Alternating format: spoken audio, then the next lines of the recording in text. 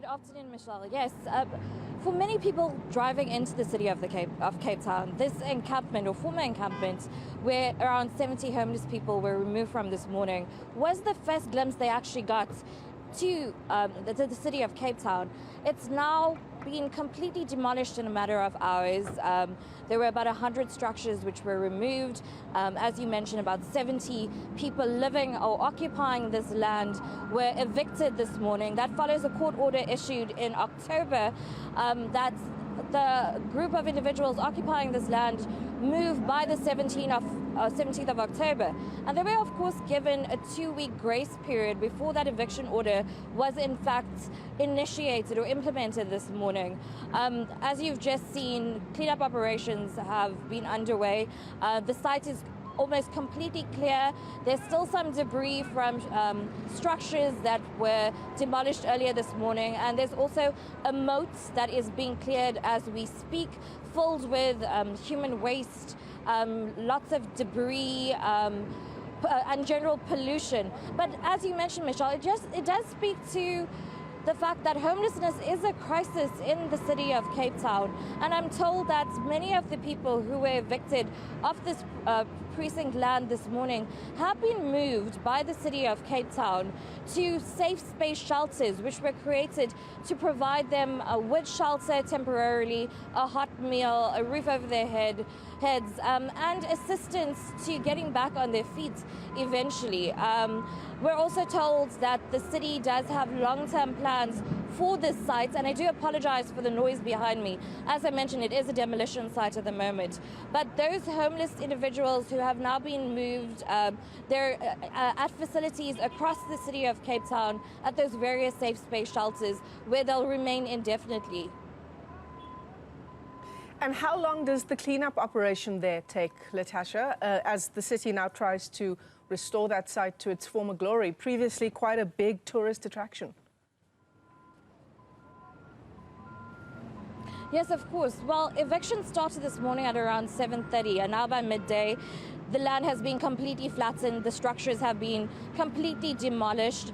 It doesn't represent what this space used to previously, which was an encampment for the homeless.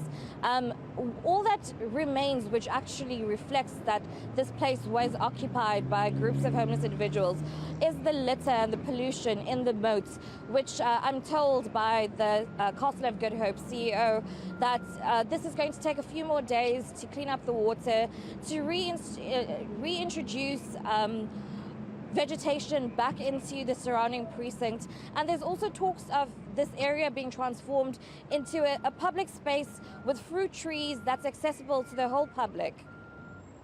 And in terms of, you know, the other applications that have been made to try and erect cheap, or rather not cheap, but affordable housing in places that are close to town, close to work opportunities, close to transportation. How are those plans going? I know that there are several applications in the work.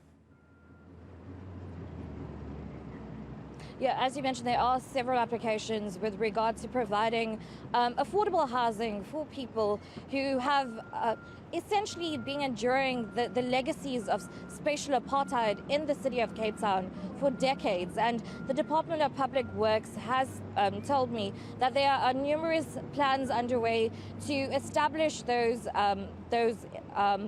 properties for people who have been displaced or marginalized, particularly homeless individuals. Over the past few months in and within the city of Cape Town, there have been numerous evictions, and many of those individuals have been moved into these safe space shelters, as the city of Cape Town have named them, to provide temporary and more secure housing opportunities for the homeless and those who are living in poverty. Yeah. So there are plans underway.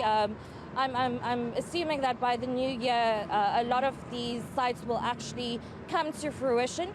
But the Department of Public Works and the City of Cape Town are working together to ensure that these spaces are provided for those who have been most affected by apartheid spatial planning, by the legacies of apartheid, by poverty, and particularly in the situation of the people who occupied the land outside the Castle of Good Hope, the COVID-19 pandemic, which displaced a lot of people within the city, Michelle. Natasha Naidu, thanks very much indeed for that update. Live to us there in Cape Town.